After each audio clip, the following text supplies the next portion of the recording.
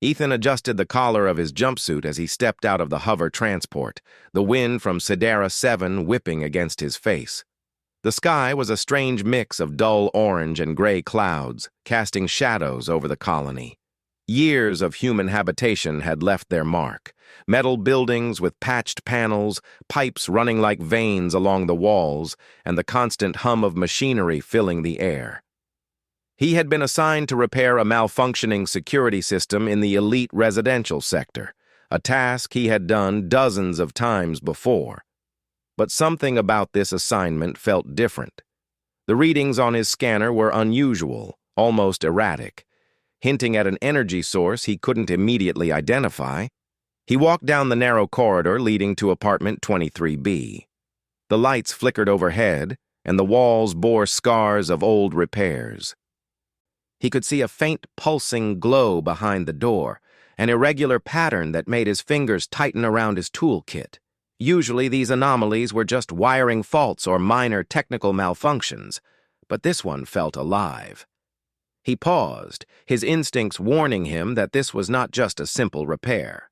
Taking a deep breath, he inserted the override key and pushed the door open.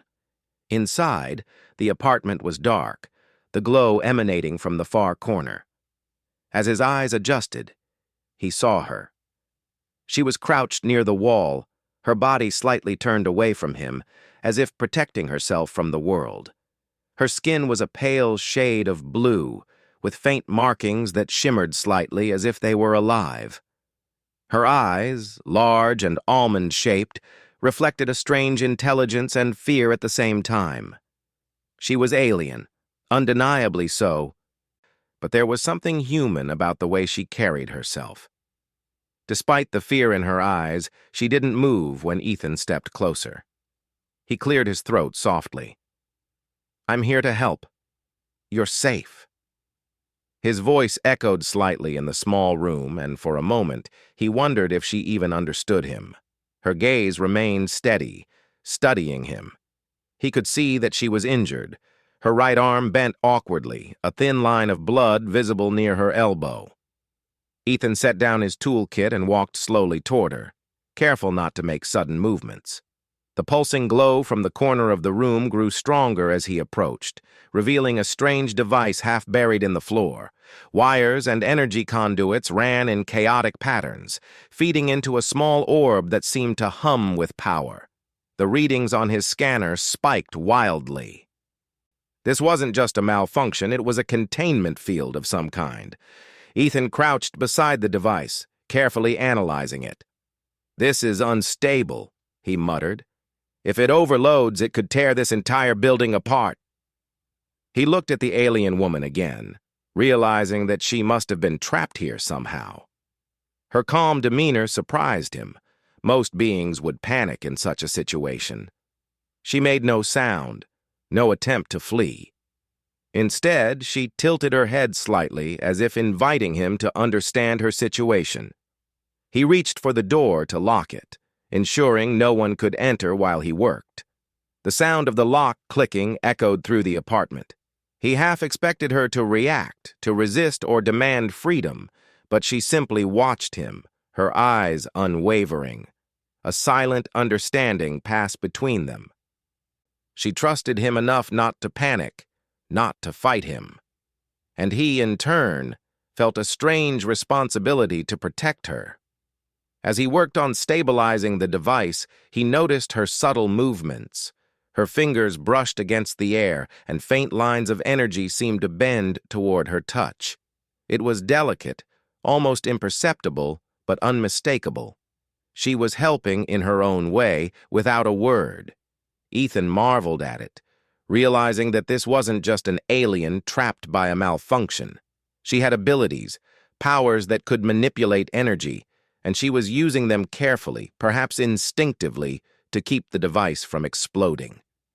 Time passed in tense silence, broken only by the occasional hum of the machinery and the distant sounds of the city outside. Then, through the apartment's reinforced windows, he saw movement.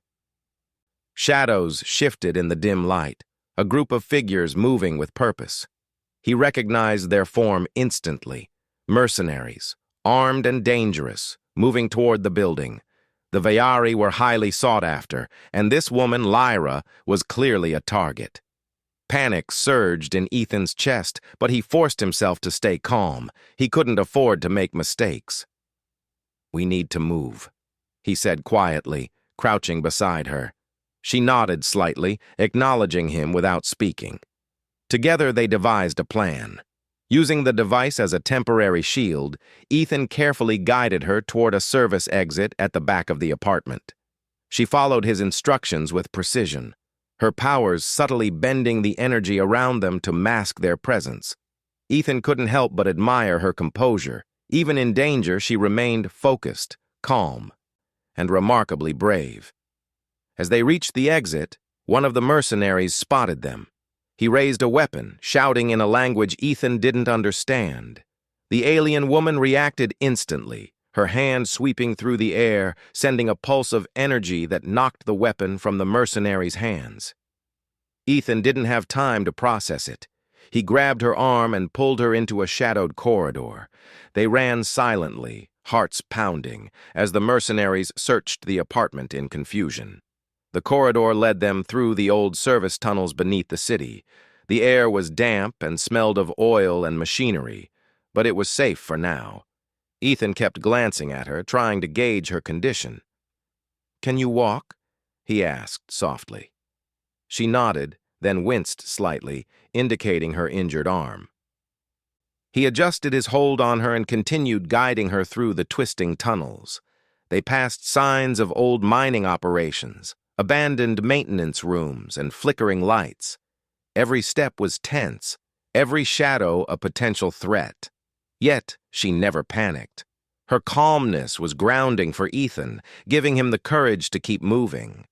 After what felt like hours, they emerged into an abandoned transport hub. Rusted hover vehicles lined the walls, and the ceiling above was crisscrossed with support beams. Ethan helped her to a seat, inspecting her arm carefully. "You're lucky," he said. "The wound isn't deep, but we need to get you proper medical attention soon." She watched him silently, then extended her other hand toward him. When he hesitated, she smiled faintly, a gesture of trust. It was the first time she had shown emotion, and it eased the tension in his chest. He realized that their bond had grown stronger in the short time they had been together. They were no longer just engineer and alien. They were allies, united by circumstance and a shared goal. While she rested, Ethan examined the scanners again. The mercenaries were still searching, but their signals indicated frustration. Using his engineering skills, he reconfigured some old transport controls, setting traps and misdirections to keep the intruders away. Lyra, watching him work, began to manipulate the faint energy fields in the hub, subtly amplifying the traps without him realizing it.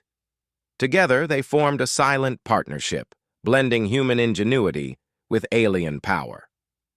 As night fell over the city, Ethan and Lyra finally had a moment to breathe. He glanced at her, curiosity mixed with admiration. "You're not like the others," he said softly. She didn't respond immediately, but her gaze held a quiet acknowledgement. He could sense there was a story behind her calmness, a reason why she was different from the rest of her people. Suddenly, a soft hum filled the hub, alerting them to another presence. Ethan froze, listening. The mercenaries were regrouping, planning their next move.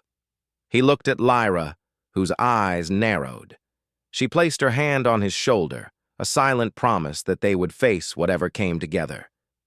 For the first time, Ethan realized that protecting her was more than just survival. It was a choice that bound their fates together.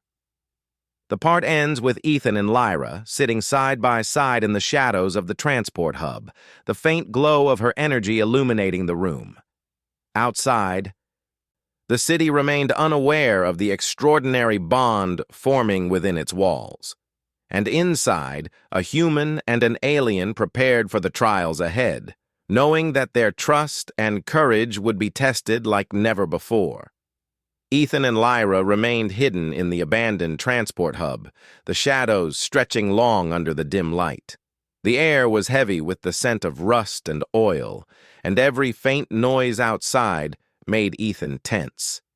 He had always dealt with dangerous situations before, but this felt different. This wasn't just about fixing machines or avoiding a system malfunction. It was about protecting someone who carried the weight of an entire culture. He glanced at Lyra, whose pale blue skin seemed to shimmer faintly in the low light. She was calm, almost unnervingly so, as if she had faced dangers far worse than this before. "We need a plan," Ethan whispered. He could see the tension in her posture, subtle but present. She nodded slightly, understanding without needing words. He scanned his portable device, mapping out the city's underground passages. The mercenaries were organized, well-armed, and relentless. If they were caught, there would be no chance of escape. Lyra moved closer, her hand brushing over a faint energy panel on the wall. A soft pulse of light traveled through the room, bending slightly around them. Ethan's eyes widened. "You're helping," he said in surprise. She gave a small nod, her eyes reflecting a quiet determination. The realization hit him that they were stronger together than apart. Her abilities could manipulate energy fields, and his knowledge of the human technology in the city could create distractions, traps, and safe paths. They decided to move through the old mining tunnels that ran beneath the city. Ethan led the way, using his scanner to detect any movement. Lyra followed closely, her presence both calming and reassuring. Every step was careful, calculated, as the tunnels were narrow and twisted, with loose rocks and old cables dangling from the ceiling. They passed through forgotten maintenance rooms, dusty storage spaces, and silent transport bays. The city above was alive with activity, unaware of the extraordinary duo moving in its underbelly. After some time, they paused in a wider chamber, taking a moment to rest. Ethan studied Lyra's arm, still bandaged with makeshift materials. "You're lucky the wound isn't worse," he said softly. She looked at him and smiled faintly, the first real emotion he had seen from her. It was a small gesture, but it made Ethan feel a connection forming between them. She wasn't just an alien or a mystery anymore. She was someone he cared about protecting. The silence was broken by a faint vibration in the ground. Ethan froze, signaling for Lyra to stay quiet. The mercenaries were close, their heavy boots echoing through the tunnels. Ethan quickly activated a small device from his kit, projecting a false energy signature down a side corridor. The mercenaries paused, confused by the signal. Lyra subtly enhanced the effect, her energy bending the light and sound to make it seem like there were multiple people moving through the tunnels. It was a clever ruse, and it worked. The mercenaries followed the false trail, giving Ethan and Lyra precious time to move deeper into the labyrinth. As they navigated the tunnels, Ethan began to notice patterns in Lyra's movements. She didn't just react. She anticipated, almost predicting where danger could appear. Her abilities were more than raw power. They were refined, controlled, and intelligent. Ethan realized she had been trained, perhaps even raised for challenges he couldn't imagine. Yet, beneath her calm exterior, there was a vulnerability. She carried a secret, one that weighed heavily on her. Finally, they emerged into a large abandoned transport terminal filled with old hover vehicles and rusted machinery. The space was quiet, but Ethan knew the mercenaries could be anywhere. They needed to reach a communication hub to contact the colony authorities, but it was located in the center of the city, heavily guarded. Ethan studied the terminals and schematics, planning their next move. Lyra, sensing his hesitation, placed a hand on his arm. The pulse of energy she emitted was subtle, calming, and reassuring. He nodded, understanding that they could rely on each other. The journey to the communication hub was tense and slow. Ethan led, using his knowledge of old transport routes and maintenance shafts. Lyra stayed close, her powers subtly shielding them from energy scans and electronic detection. The city above seemed oblivious to their presence, its citizens moving through neon-lit streets, unaware of the battle happening beneath them. As they reached the hub, Ethan realized that the mercenaries had anticipated their move. Drones hovered silently around the entrance, scanning for any anomalies. He whispered a plan to Lyra, who listened intently. Together, they used a combination of human technology and Veyari energy manipulation to create a temporary diversion. Lights flickered, alarms went off, and shadows moved unnaturally. The drones, confused and misled, drifted away from the entrance, giving Ethan and Lyra a chance to slip inside. Inside the hub, they were faced with a maze of consoles, wires, and energy conduits. Ethan quickly set to work, connecting a portable uplink to the main communication system. Lyra assisted, her powers subtly enhancing the signals, making the connection faster and more secure. Time was critical. The mercenaries would not give up, and any delay could mean discovery. While Ethan focused on the technical work, Lyra glanced around the room. Her eyes fell on a central console that seemed to be a control point for the city's energy grid. A thought crossed her mind. A risky idea, but it could give them the advantage they needed. She gestured to Ethan, who understood instantly. Together, they rerouted energy flows, creating temporary blackouts in certain sectors to confuse the mercenaries and cut off their reinforcements. The plan worked. Outside, alarms blared and lights flickered across the city.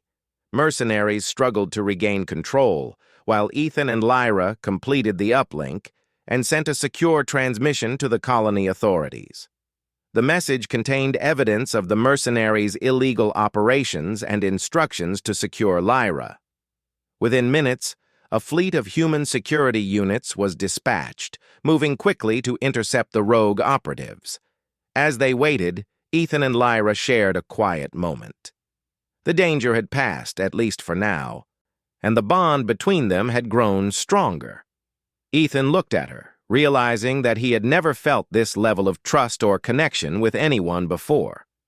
Lyra, in turn, seemed to study him, recognizing his courage, intelligence, and determination.